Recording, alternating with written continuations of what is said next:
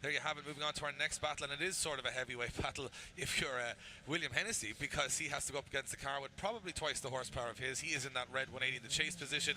He goes up against Conor Shanahan in the lead position, and Conor Shanahan will be hoping to get a couple of car lengths on him here into the first corner. A lot more pace in that car. William Hennessy's going to have to pedal as much as possible to stay with him here, and he is.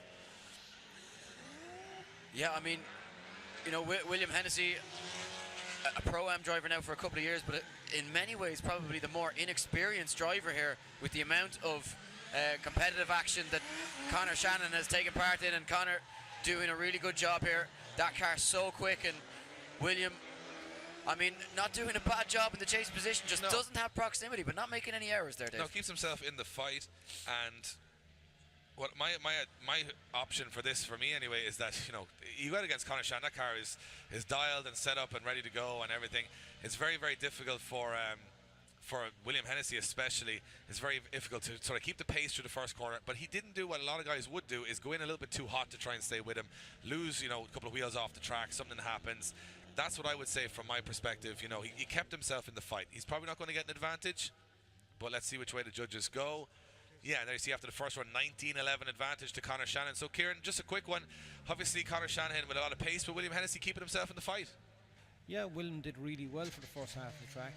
I suppose, look, there's a couple of things. Obviously, the obvious separation near the end meant a big advantage to Conor, but also William maintained proximity the first half of the track. Between clip 3 and clip 4, he had a kind of a shallow transition where he would have gained a little bit of ground there, and also he was off at clip 4, which again is short-cutting the track, which would maintain his proximity by doing that. So he lost himself a couple of points there too. So I actually scored that one a 7-3.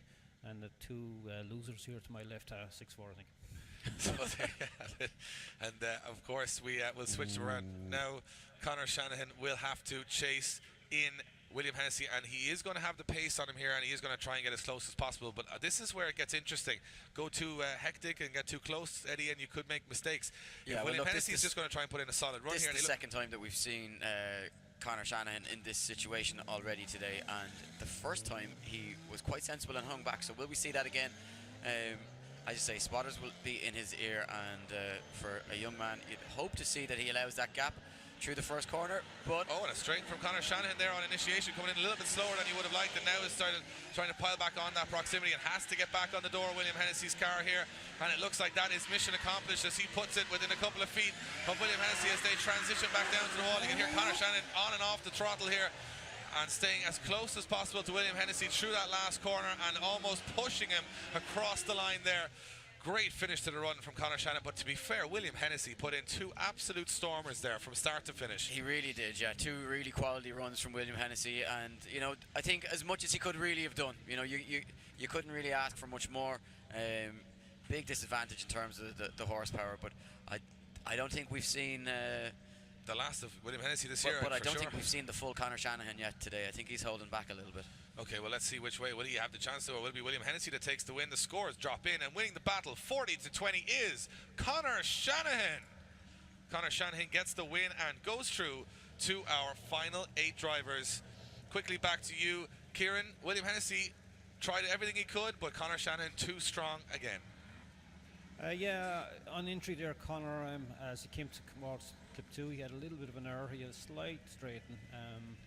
So, you know, his advantage that he had for the first half of the track was only very slight, and in fact it was nearly even to that point because of that error. But of course, you know, as he came to clip 5 and clip 6, you could see the strength of that car, and he was able to close right in, and he was left foot braking as he came around to 5. Yeah, he was actually playing with William at this stage.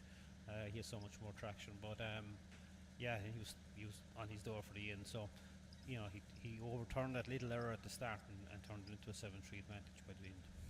So judges explaining that one, and Conor